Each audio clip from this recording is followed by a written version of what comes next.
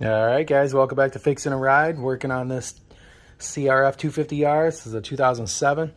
This is the cylinder head off of it. I'm going to go ahead and clean this thing up. I'm going to degrease it first, and then wash it in soap and water, and then I'm going to hit it in the soda blaster.